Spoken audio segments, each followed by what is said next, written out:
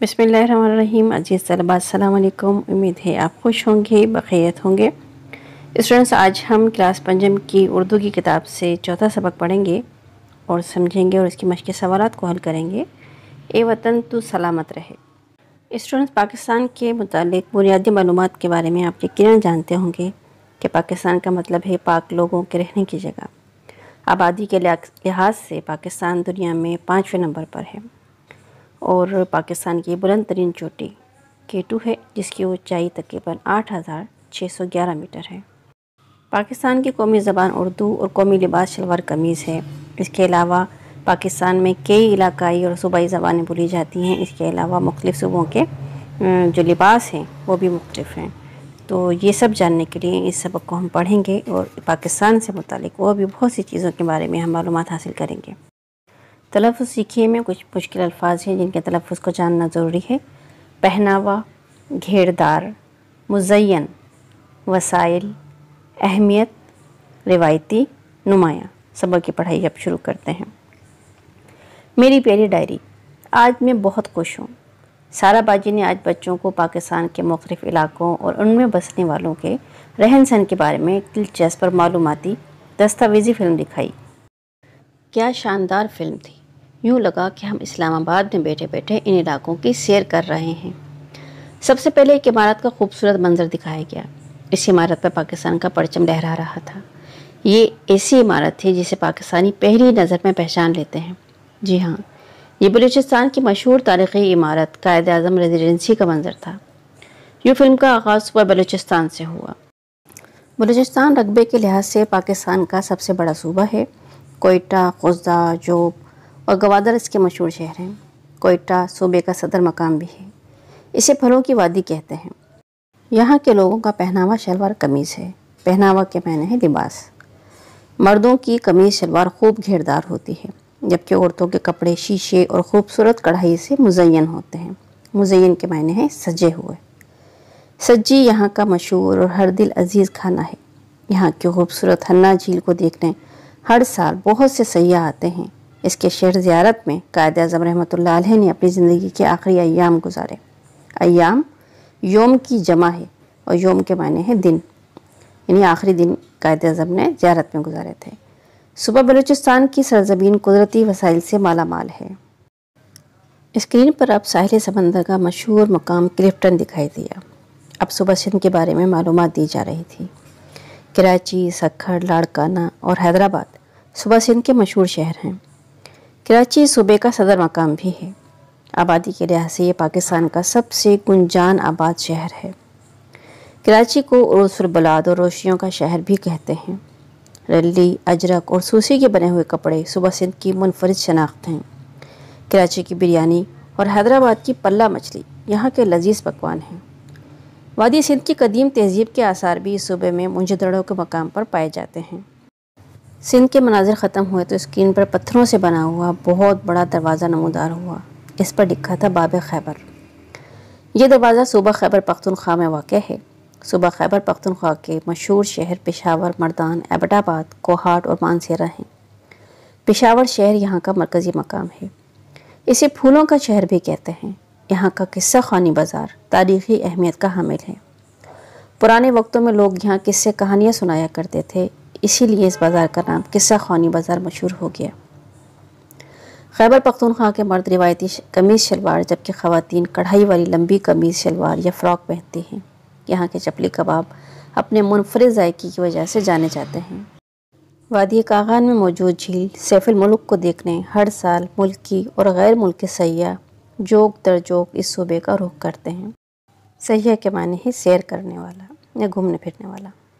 Screen پر مینار پاکستان دکھائی دیا تو دل سے آواز آئی، اے وطن تو سلامت رہے، اور ہونٹوں سے بے اختیار نکلا، سونی دھرتی اللہ رکھے قدم قدم آباد تجھے۔ ہم سب بچوں نے جوش سے اپنے وطن کے لیے تالیاں بجائیں۔ اب ہم صوبہ پنجاب کے حسین مناظر دیکھ رہے تھے۔ اس صوبے کے مشہور شہروں میں لاہور، سیالکوٹ، فیصل آباد، گجرات، ملتان اور راول پنڈی شامل ہیں۔ لاہور صوبے کا مرکزی شہر ہے۔ اسے کالجوں اور باغوں کا شہر بھی کہتے ہیں۔ اس شہر میں بہت سی تاریخی عمارات واقع ہیں، جن میں بادشاہی مسجد، شاہی قلعہ، شالامار باغ وغیرہ بہت مشہور ہیں۔ صوبہ پنجاب کا مشہور سیاحتی مقام ملکہ کوہسار مری ہے۔ شہروں میں لوگ شلوار قمیض پہنتے ہیں، جبکہ دیہات میں زیادہ تر لوگ لنگی، لاچا اور دھوتی پہننا پسند کرتے ہیں۔ مکئی کی روٹی، لسی، ساگ اور مکھن یہاں کے روایتی کھانے ہیں۔ اب اسکرین پر مظفر آباد کا دلکش منظر تھا۔ مظفر آباد آزاد جموں کشمیر کا صدر مقام ہے۔ آزاد کشمیر کے مشہور شہر مظفر آباد، بھمبر، راولا کوٹ، میر پور، باغ اور کوٹلی ہیں۔ نیلم، شاردا، اٹھ مقام، کیرن اور چھوٹا گلا جھیل کے سیاحتی مقامات اپنی مثال آپ ہیں۔ کشمیر کو اپنی بے پناہ خوبصورتی اور دلکش نظاروں کی وجہ سے جنت نظیر بھی کہتے ہیں۔ تافتان اور گشتابہ یہاں کے روایتی کھانے ہیں۔ عمدہ کشمیری کڑھائی والے چوغے، پھیرن اور کشمیری شالیں یہاں کے مشہور پہناوے ہیں۔ فلم کے آخری حصے میں ہم نے ایک حیران کن منظر دیکھا۔ یہاں کچھ لوگ گھوڑوں پہ سوار ہو کر ہاکی کی طرز کا کوئی کھیل کھیل رہے تھے۔ پتہ چلا کہ اس کھیل کو پولو کہتے ہیں۔ گلگت بلتستان کا صدر مقام گلگت ہے اور پولو گلگت بلتستان کا مشہور کھیل ہے، جو کہ چترال اور گلگت کی سرحد پہ واقع دنیا کا سب سے بلند پولو گراؤنڈ شندور میں کھیلا جاتا ہے۔ یہاں ہر سال ایک میلہ لگتا ہے جسے شندور میلہ کہتے ہیں۔ اس میلے میں پولو سمیت دیگر علاقائی کھیلوں کے مظاہرے بھی ہوتے ہیں۔ گلگت بلتستان کو اللہ تعالیٰ نے بے شمار قدرتی وسائل سے نوازا ہے۔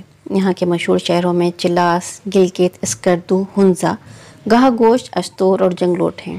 اس کے علاوہ قدرت کے حسین نظارے اور خوبصورت پہاڑی سلسلے بھی یہاں موجود ہیں، جن میں درہ بابو سر، فیری میڈوز، استور، دیوسائی، کچورا، ہنزا، درہ خجراب، پھنڈر، نلتر اور شگر بہت مشہور سیاحتی علاقے ہیں، جہاں ہر سال لاکھوں سیاح خوبصورت مناظر سے لطف اندوز ہونے کے لیے گلگت بلتستان کا رخ کرتے ہیں۔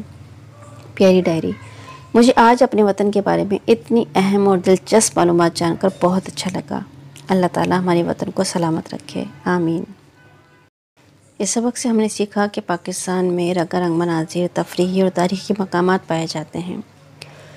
ہر علاقے کا اپنا ایک کلچر ہے، جہاں پر مختلف لوگوں کا رہن سہن، وہاں کے کھانے یعنی پکوان اور لباس بھی مختلف ہیں، زبانیں بھی مختلف ہیں، لیکن تمام پاکستان کے لوگ مل جل کے رہتے ہیں، اپنے وطن سے محبت کرتے ہیں۔ سارے پاکستانی بہت بہادر ہیں، غیرت مند ہیں اور ملنسار ہیں، اور ساتھ ہی بہت مہمان نواز بھی ہیں۔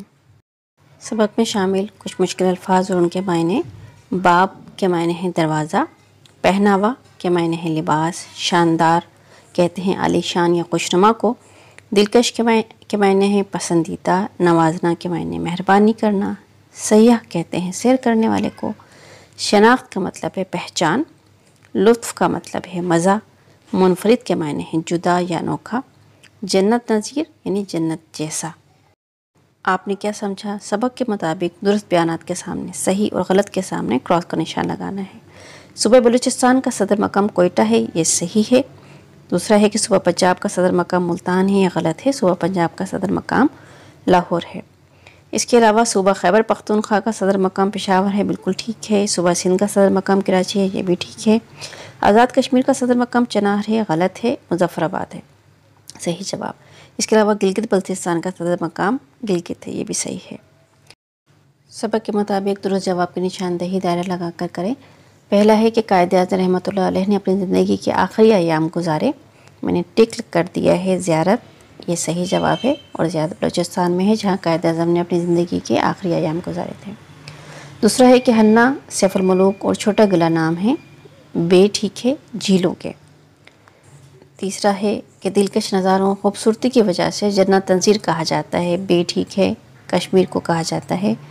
پھر ہے کہ باب خیبر واقع ہے، اس کا جیم کو آپ دائرہ بنا دیجئے، بالکل ٹھیک ہے کہ صوبہ خیبر پختونخوا میں واقع ہے باب خیبر۔ آخری ہے کہ پولو میچ کے کھلاڑی سوار ہوتے ہیں، دال آپشن بالکل ٹھیک ہے، گھوڑوں پہ سوار ہوتے ہیں۔ اب ہے کہ دیے ہوئے سوالوں کا جواب لکھیں۔ پہلا سوال ہے کہ قصہ خوانی بازار کہاں واقع ہے اور اس کی وجہ شہرت کیا ہے؟ تو اس کا جواب ہے کہ قصہ خوانی بازار پشاور میں ہے۔ پرانے وقتوں میں لوگ یہاں قصے کہانیاں سنایا کرتے تھے، اس لیے اس بازار کا نام قصہ خوانی بازار مشہور ہو گیا۔ دوسرا سوال ہے کہ لاہور کی تاریخی عمارات میں سے کوئی سی تین کے نام لکھیں۔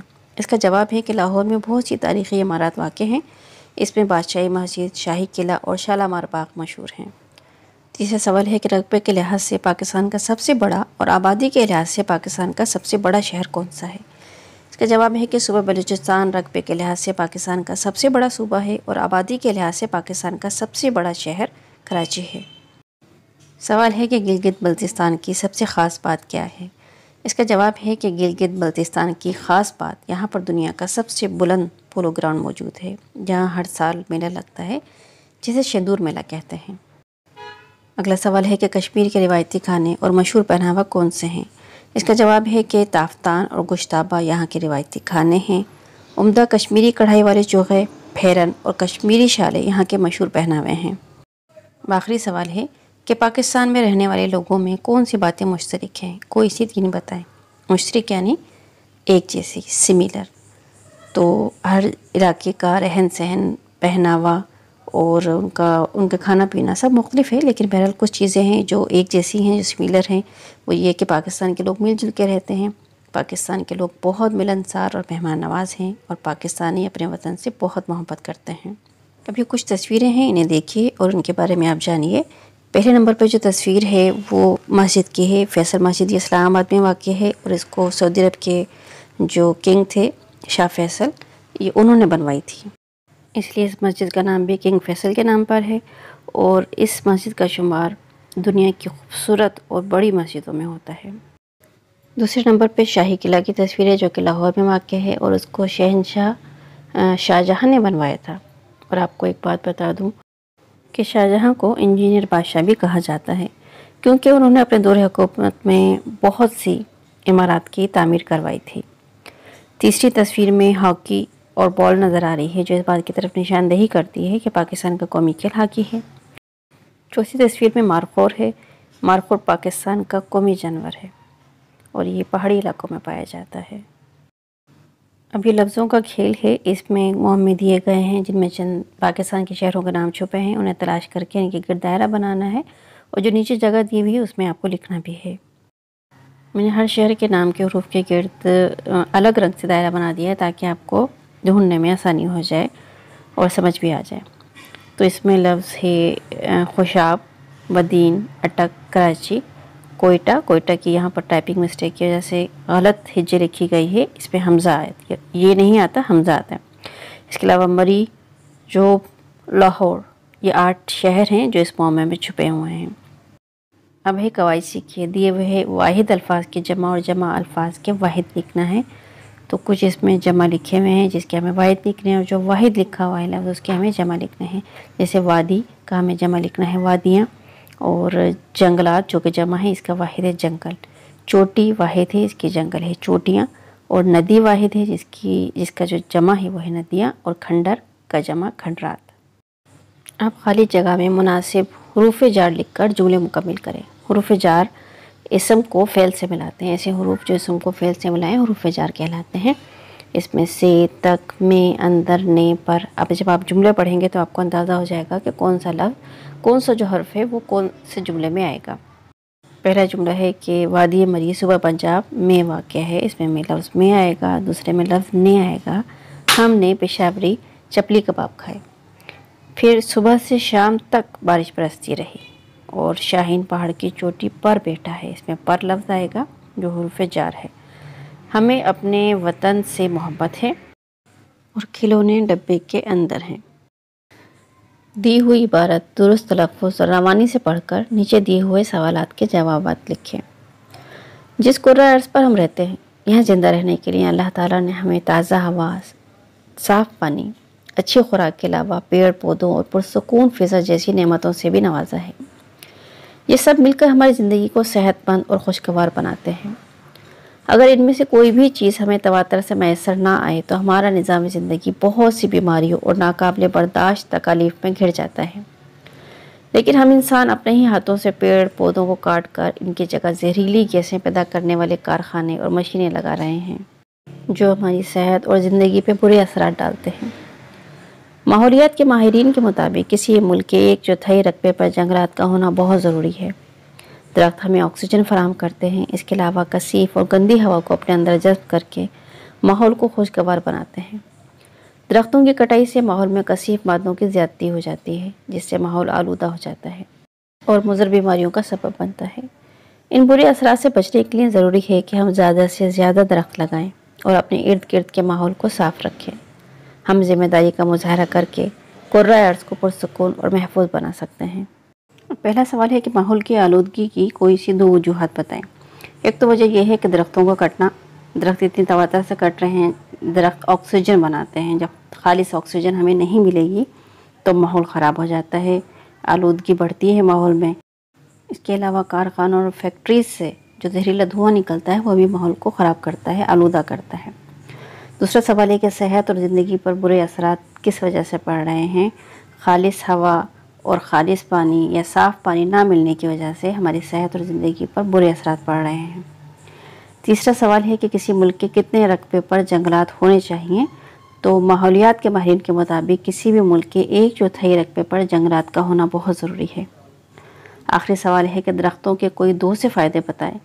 تو درختوں کے تو بہت سارے فائدے ہیں۔ درخت ہمیں آکسیجن دیتے ہیں، درخت کاربن ڈائی آکسائڈ ماحول سے اپنے اندر جذب کر لیتے ہیں، اور اس کے علاوہ درختوں سے ہمیں چھاؤں ملتی ہے، درختوں سے ہمیں پھل ملتے ہیں، درختوں سے ہمیں مختلف دوائیوں میں درختوں کے جو مختلف اجزاء ہوتے ہیں وہ استعمال ہوتے ہیں۔ درخت تو ہر طرح سے فائدہ مند ہے ہمارے لیے۔ اب قواعد ہیں کہ دیے ہوئے جملوں میں مناسب جگہ پر خاتمہ اور سکتہ کا استعمال کریں۔